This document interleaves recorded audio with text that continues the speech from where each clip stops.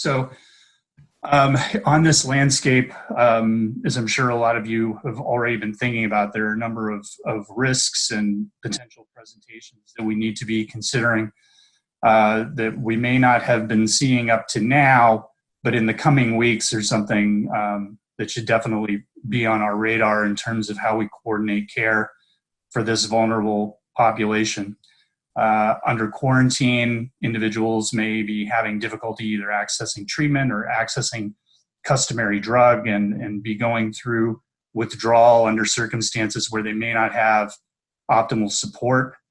They may be predisposed to reusing drug consumption supplies, as we know confers risk for bloodborne viral infections as well as skin and soft tissue infections. Their supply may become more unreliable and may vary. We know that may also confer risk for overdose. A key part also of overdose prevention education is talking to people about not using alone, informing others if you plan to use, particularly in the setting of opioid use, and the current situation may interfere with that as well. And so these are definitely issues to have on our radar, as we're talking to folks that are currently actively using, and make sure that they have access to resource and education that they need to prevent serious morbidity and mortality. Our understanding is that the syringe service program is still operational and still getting folks the resources they need in terms of harm reduction services and connection to hepatitis C and HIV testing.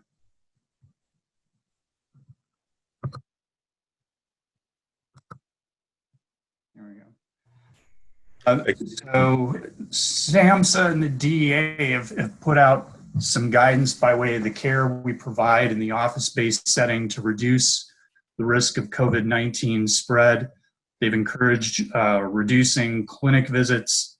They've gone so far as to allow for the initiation of office-based opioid therapy without necessarily requiring an in-person visit. And that initial visit prior to induction may be conducted by video or by phone.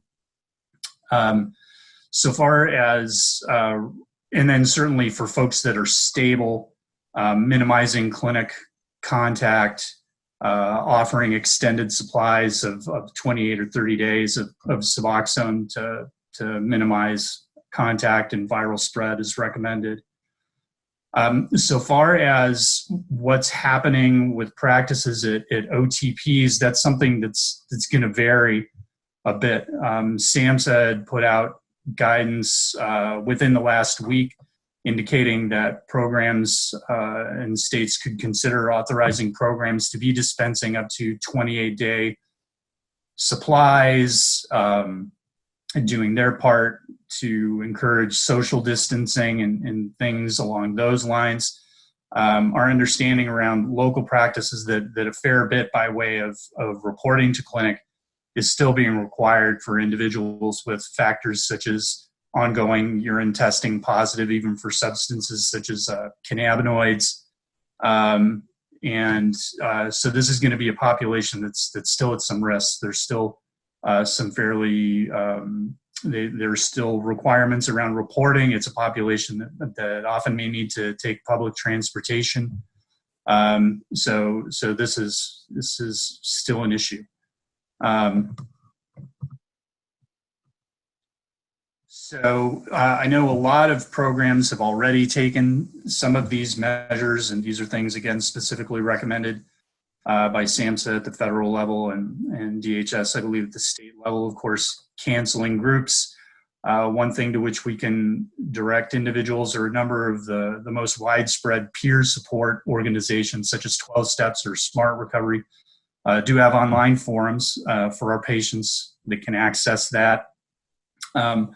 Also want to minimize the extent to which folks, again, need to report to clinic or to report to pharmacies. A number of pharmacies locally, however, are making some adaptations, providing for mailing of prescriptions or curbside pickup. And so making sure patients are aware that those are some adaptations that may be available to them to reduce their risk of exposure. There is still encouragement around checking in, but again, that can be by video or by phone to minimize risk of contact and viral spread. Yep. So and these are just some of the resources from which we're pulling regularly. And I'd last reviewed SAMHSA and DHS things within the last week. These are some other resources that are out there that are kept fairly well up to date so far as some of these practices go, so far as office-based opioid therapy and education of what patients use to make sure they stay as safe and healthy as possible as we get through this. So.